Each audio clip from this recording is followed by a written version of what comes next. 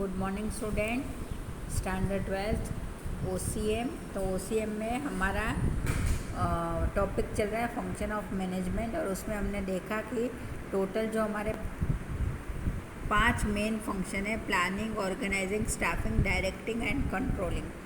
अब हमने प्लानिंग तो पढ़ लिया, अब इसके बाद है ऑर्गेनाइजिंग, बराबर ना।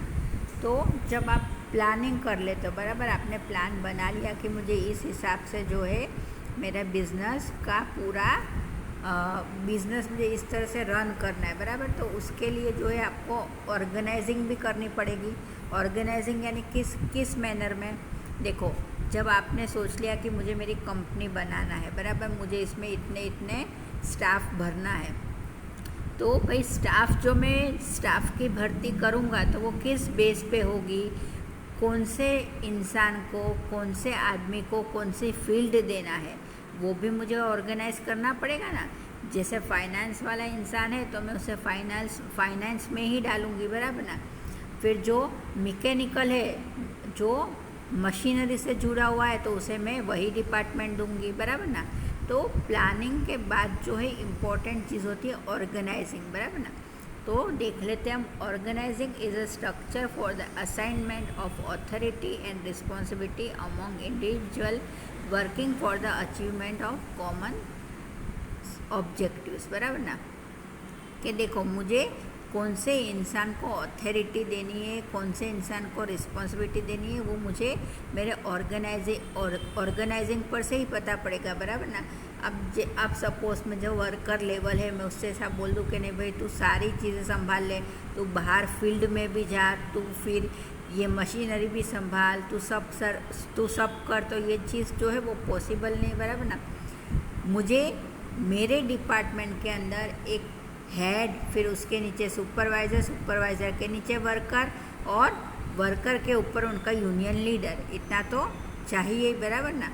तो ये सब कब पॉसिबल है? जब आप अच्छे से ऑर्गेनाइज करोगे, आपकी कोई भी चीज़ अच्छे से ऑर्गेनाइज होगी, बराबर ना। फॉर एग्जांपल देखो, मैं आपको बताती हूँ कि आप स्टैंडर्ड 12th में हो, बराबर। आपने प्लानिंग बना ली कि भाई मुझे 12th में जो इतने इतने चैप्टर इतने इतने मंथ में निपटा देने हैं, और मुझे इतना टारगेट अचीव करना है। पर आपने प्लानिंग बनाने के बाद उसको बराबर ऑर्गेनाइज नहीं करा। ऑर्गेनाइज जैसे यानी कौन से महीने में आपने सोचा कि चलो 6 महीने में जो है मैं मेरा पूरा कोर्स जो है वो निपटा देता हूँ, बराबर ना। तो भाई आप कौन से महीने में कितने चैप्टर लोगे, वो आपकी ऑर्गेनाइजिंग पे डिपेंड होगा, बराबर ना। कि भाई 1 महीने के अंदर जो है आप OCM के 2 चैप्टर ले रहे हो, इकोनॉमिक्स के 2 चैप्टर ले रहे हो, स्टेटिस्टिक के एक एक्सरसाइज पूरी ले रहे हो, बराबर ना। तो ये जो है आपकी ऑर्गेनाइजिंग होगी। तो आप इसके बेस पे चलोगे तो ही जो है आप अपना टारगेट अचीव कर पाओगे ना। तो किसी भी फील्ड में ऑर्गेनाइजिंग भी इतनी ही ज़रूरी चीज़ होती है, बराबर ना। देखो, इसमें लिखा हुआ है objective, policy, programme etcetera decided through planning, बराबर ना। हम प्लानिंग के थ्रू क्या डिसाइड करेंगे? ऑब्जेक्टिव, पॉलिसी, प्रोग्राम्स, बराबर, ये सब हम प्लानिंग के थ्रू डिसाइड करेंगे। While executive plan organisation structure is form, बराबर। जब हमको एक जोरदार अच्छा प्रेजेंटेशन देना, तो उसके लिए हमारी ऑर्गेनाइजिंग चाहिए, बराबर ना। मैं आपसे बोलूँ कि चलो आप उठो और किसी बड़ी कंपनी में इंटरव्यू देने जाओ, बराबर। आपको सारी चीज़ की नॉलेज है, पर आपने उसको अच्छे से ऑर्गेनाइज नहीं करा, तो आप जो है अपना प्रेजेंटेशन किसी भी MD के सामने अच्छे से नहीं दे पाओगे।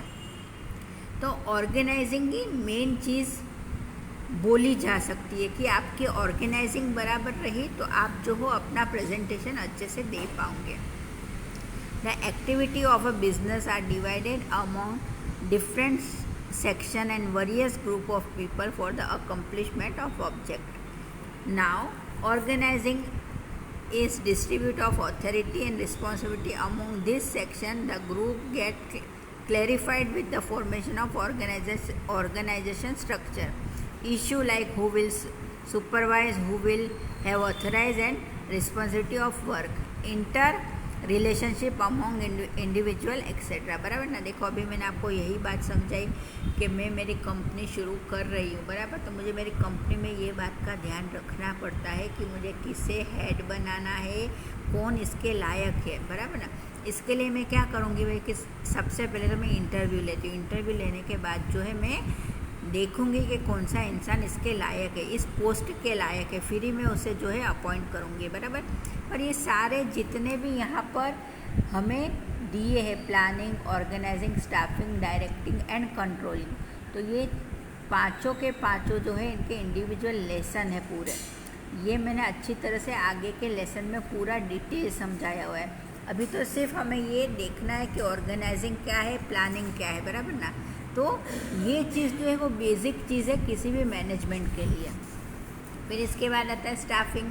तो भाई स्टाफिंग में आप क्या करोगे कि आपको कौन से स्टाफ भरने के, बराबर ना। आप मुझे देखो, मुझे पता है कि मैंने मेरी कंपनी शुरू करी, बराबर। अब मेरी कंपनी के वर्कर्स मुझे इस फील्ड में, जैसे पेट्रोलियम फील्ड में ले लूँ, बराबर। पेट्रोलियम फील्ड में मुझे वर्कर्स 100 चाहिए, तो मुझे जो है वो 100 वर्कर्स ही भरने पड़ेंगे, बराबर ना। 100 से ज़्यादा मैं नहीं भर सकती। और दूसरा मुझे क्या ध्यान रखना पड़ेगा भाई, देखो मैं 100 वर्कर भर रही हूँ, तो मुझे ये भी ध्यान रखना पड़ेगा कि मे भी कोई एक आधा वर्कर बीमार हो जाए या किसी कारण से छुट्टी पे हो, तो उसके ऑप्शन में मेरे पास दूसरा आदमी तैयार होना चाहिए कि वो उसका काम कर सके, बराबर ना। फिर मुझे क्या ध्यान रखना है कि मुझे 100 लोगों के पास से इतना काम करवाना है, बराबर ना, और ये काम इतने टाइम में पूरा करे, तो वो भी मुझे देखना पड़ेगा। फिर अब मैं देखो, जब मैं मेरा स्टाफ बना रही हूँ, तो मेरा स्टाफ में जो है वो रिटायर भी होंगे लोग, नए एम्प्लॉय भी आते, तो जो मेरे रिटायर एम्प्लॉय हो रहे, तो भाई उनका आफ्टर रिटायरमेंट जो है वो उनको किस तरह से पैसा मिलता रहे, वो भी मुझे सोचना पड़ेगा, बराबर ना। यानी कंपनी ओपन करना वो सिर्फ हमारा अपना नहीं देखा जाता, पर हमारे साथ जुड़े हुए जितने एम्प्लॉयज़, हमको सभी के बारे में सोचना पड़ता है, सभी के वेलफेयर के बारे में हमें सोचना पड़ता है, बराबर ना। आफ्टर ऑल आप कोई भी बिजनेस रन करोगे तो आप जो हो, आप तो बढ़ते हो, आपके साथ दूसरे 100 लोगों को भी आप आगे बढ़ाते हो, और आपके स्टाफ ने आपको इतना साथ दिया है, तो ये रिस्पॉन्सिबिलिटी आपकी हो जाती है कि आपको भी अपने स्टाफ का ध्यान रखना पड़ता है, बराबर ना। किसी भी कारण से किसी का ट्रांसफ़र हुआ, प्रमोशन हुआ, या किसी को निकालना पड़ा, या कोई रिटायरमेंट हुआ, कुछ भी हुआ, तो भाई आपको ये चीज़ पता पड़नी चाहिए कि मुझे इसको इतना वेलफेयर देना पड़ेगा, इतना पैसा देना पड़ेगा कि जिससे वो जो है आगे अपनी लाइफ अच्छे से जी पाए, बराबर ना। सपोज़ किसी का ट्रांसफ़र भी हो जाता है, तो ट्रांसफ़र होने पर जो है मुझे उसे दूसरी सिटी में सारी चीज़ें प्रोवाइड करानी पड़ती है, बराबर ना। बड़ी बड़ी कंपनियां जो है वो आपको पता होगा, बड़ी बड़ी कंपनियां ये सारी चीज़ें करती है, बराबर ना। फिर आप किसी को प्रमोशन देते हो, तो भाई प्रमोशन में भी जो है, प्रमोशन में भी उसका मुझे सैलरी भी बढ़ानी पड़ती है, उसका ओहदा बढ़ाना पड़ता है, बराबर ना। और उसके हिसाब से जो है मुझे उसे सारी इम्यूनिटी भी देनी पड़ती है, बराबर ना। तो स्टाफिंग क्या है? स्टाफिंग वो चीज़ है जिसमें आपको अपने स्टाफ का ध्यान रखना पड़ता है, बिकॉज आपके स्टाफ ने भी आपका ध्यान रखा है, बराबर ना। यानी ये एक कोऑर्डिनेशन है। कोऑर्डिनेशन किसके बीच में है? एमडी के बीच में और एम्प्लॉय के बीच में, बराबर ना। फिर उसके बाद आता है डायरेक्टिंग। तो डायरेक्टिंग क्या है? देखो, अब आपने प्लानिंग कर ली, ऑर्गेनाइजिंग कर लिया, आपने स्टाफ भी कर लिया, पर आपको ये पता पड़ना चाहिए कि मुझे उनको किस तरह से गाइड करना है, बराबर ना। देखो, अब जैसे मुझे पता है कि मुझे OCM पढ़ाना है, बराबर ना। तो OCM पढ़ाने से पहले मैं क्या करूँगी भाई कि मैं खुद पहले वो चीज़ पढ़ूँगी ना, और उसके बाद जो है मैं आपको पढ़ाऊँगी। अभी मैं बिना कुछ पढ़ाए सीधे आपको बोलने लगूँ तो मुझे भी नॉलेज नहीं है, तो मैं आपको क्या नॉलेज दूँगी? या तो मैं क्या करूँगी कि कोई मैं ऐसे इंसान को अपॉइंट करूँगी जिसको इस चीज़ के बारे में पता है, बराबर ना। ये हमारे स्कूल का ही एग्ज़ाम्पल लो, बराबर। तो हमारे स्कूल में 11th-12th में जो भी टीचर्स पढ़ाते हैं वो कैसे होते हैं बेटा? वो वेल एजुकेटेड होते हैं, मास्टर डिग्री वाले होते हैं ना। तो उनको जो है इस विषय पे, इस सब्जेक्ट पे ज़्यादा नॉलेज होता है कि भाई जब जैसे डायरेक्टिंग बात आया तो उस पर मैं कितने सारे पॉइंट जो हूँ स्टूडेंट के सामने बोल सकता हूँ। तो डायरेक्टिंग क्या है भाई कि directing mean to guide and to supervise the employ for the accomplishment of object, बराबर ना। जैसे अब आपने अपना बिजनेस चलाया, तो भाई आप देख रहे हो कि मैंने मार्केट में से इतना लोन लिया है, फिर मेरे शेयर होल्डर्स जो है उसने इतना पैसा इन्वेस्ट करा है, बराबर। तो मुझे सामने इनको इतना पैसा इतने टाइम में देना है, तो मेरे एम्प्लॉयज़ जो है वो अच्छे से काम कर रहे हैं या नहीं, वो एक डायरेक्शन में जा रहे हैं या नहीं। देखो फिर ऐसा भी हो सकता है कि आप रॉ मटेरियल्स मंगाओ, मशीनरी मंगवाओ, कुछ भी करो, तो भाई जो है आपके एम्प्लॉयज़ में इतनी समझ ही नहीं है कि वो किस तरह से हमें यूज़ करना है, तो आपका जो टाइम भी वेस्ट हो रहा है और पैसा भी वेस्ट हो रहा है, बराबर ना। तो ये सारी चीज़ जो है वो किसी भी बिज़नेस के लिए नुकसानदायक होती है ना। आप कैसे इंसान को अपॉइंट करोगे कि जो उसे डायरेक्ट कर पाए, किसे, वर्कर्स को, कि भाई आपको इतने टाइम में इतना काम निपटाना है, बराबर ना। जैसे आपको पता है कि मुझे जो है आज इतना गैलन तेल बनाना है, बराबर, तो आप जो है इस तरह से अपना प्लान बनाओगे, ऑर्गेनाइज करोगे कि आपको जो है इतने टाइम में इतना अचीवमेंट मिल जाए, बराबर ना। तो ये जो होता है वो किससे पॉसिबल है? डायरेक्टिंग से। और उसके बाद आता है कंट्रोलिंग। कंट्रोलिंग क्या है भाई? कि आपने सारी चीज़ें अच्छे से कर ली, आपने प्लानिंग भी बना ली, ऑर्गेनाइजिंग भी कर ली, स्टाफ भी आपने सही से भर्ती करा, आप उसको डायरेक्ट भी बराबर कर रहे हो कि नहीं भाई आप जो ये इस तरह से काम करो, ऐसा करो, वैसा करो, पर आपका कंट्रोलिंग आपके स्टाफ पर नहीं होगा तो क्या होगा कि आपका बिजनेस जो है वो ज़्यादा अच्छे से नहीं चल पाएगा, बराबर ना। कंट्रोलिंग जो है वो मेन फंक्शन है, बराबर ना। मैनेजमेंट का मेन फंक्शन कौन सा है? तो मैनेजमेंट का मेन फंक्शन कंट्रोलिंग होता है। आपका कंट्रोल आपके स्टाफ पर अच्छी तरह से होना चाहिए ना। तो controlling is the last function of management.